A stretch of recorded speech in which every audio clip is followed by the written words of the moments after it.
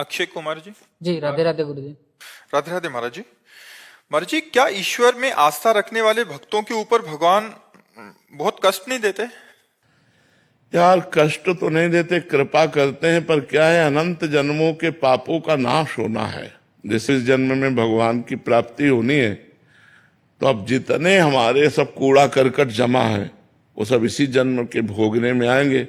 तो दिखाई देता है कि यार भक्त को बहुत कष्ट है, पर ये सब इसलिए है कि अब हमारा जन्म आखिरी है। अब हमारा जन्म भगवान की कृपा से होगा, कर्म बंधन से नहीं होगा। तो वो सब भुगताए जा रहे हैं। बड़े बड़े संतों के, बड़े बड़े भक्तों के जीवन में, उनके रास्ते में जो दुख दिखाई देता है, उसका कारण होता है हम बहुत जन्मों से पाप किए, तो उन पापों की धुलाई हो रही, सफाई हो रही। अब हम स्वच्छ और निर्मल होकर भगवान के पास चले जाएंगे। और जिनको बहुत जन्म भोगना है, तो उनका थोड़ा थोड़ा ऐसे भोगते भोगते पशु पक्षी योनि न जाने कौन कौन सी योनियों में जाना पड़ता है। लेकिन जो धर्म से चलता है, सत्य से चलता है, उसके पापों का नाश होकर वो परम पवित्र भगवान की कृपा को प्राप्त होता है। इसलिए प्रायः धर्मात्मा पुरुष को दुखी देखा जाता है। जो धर्म से चलता है उसमें समस्या ही समस्या दिखाए, और जो पाप है इसलिए समस्या नहीं कि अभी पाप कर रहा है, अब अनेकों जन्म भोगेगा, अनेकों जन्म, बहुत लंबा सफर है, इसलिए उसे थोड़ा थोड़ा भुगताया जाता है। और जिसका आखिरी जन्म होता है उसे सब पूरा हिसाब करवा के थोड़ा थोड़ा और भगवान के पास भेज दिया जाता है। पर इतना आनंद दिया जाता है हृदय में कि दुख का प्रभाव नहीं पड़ता। दुख का प्रभाव नहीं, अगर दुख का प्रभाव पड़े तो हम प्रश्न उत्तर दे ही ना पाए, हम परेशान हो जाएं। पर भगवान कृपा किए रहते हैं, तो जैसे समुद्र की तूफानी लहरों को उसका तट रोकता है, ऐसे भगवान की कृपा दुख को रोके रहती है। दुख है पर वो इतना विचलित नहीं कर पा रहा कि कुछ सेवा न बन पावे। यही भगवान की बड़ी कृपा है। महाराज जी, हम जैसे विपत्ति को नष्ट करने के लिए अगर कोई विधान का ज्ञान आप दें तो महाराज जी। हमारा तुम्हारा तो भगवान के लिए भजन होगा, भजन। और जिनके यहाँ पुत्र भगवान बनकर के आ रहे हैं, देवकी वसुदेव भारी विपत्ति में है न, ऐसे महापुरुषों को तो राजमहलों में परम सुख से संतान प्रकट करना चाहिए, लेकिन संतान कहाँ प्रकट हो रही। कितना भारी दुख है देवकी वसुदेव जी को, कितनी भारी विपत्ति है।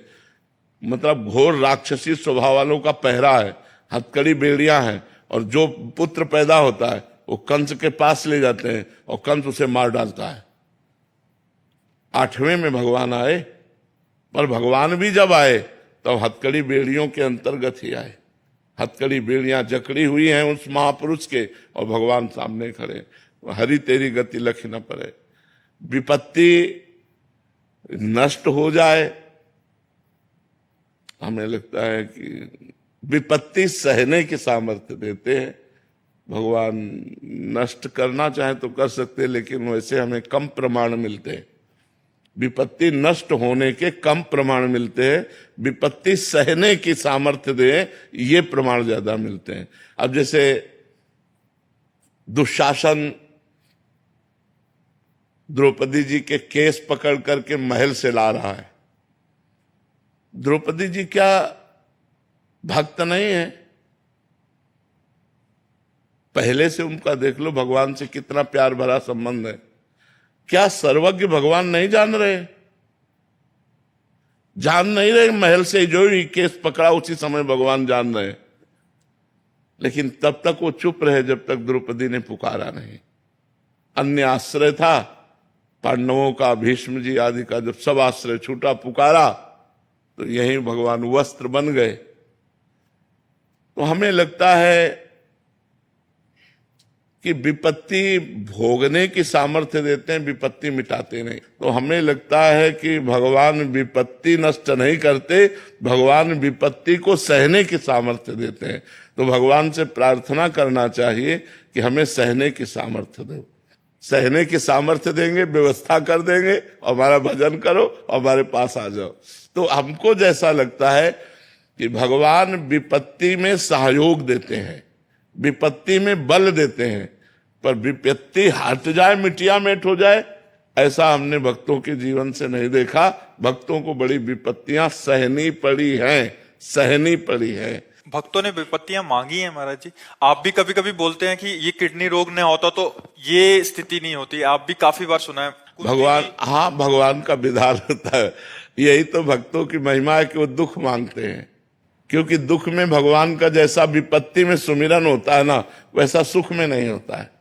जब कोई साथ नहीं देता, एकमात्र भगवान का सुमिरन, तो वो भगवत प्राप्ति करा देता है। सुख में तो उस कोटि का सुमिरन नहीं होता, जब विपत्ति और दुख में सुमिरन होता है। इसलिए कुंती जी ने दुख मांगा था।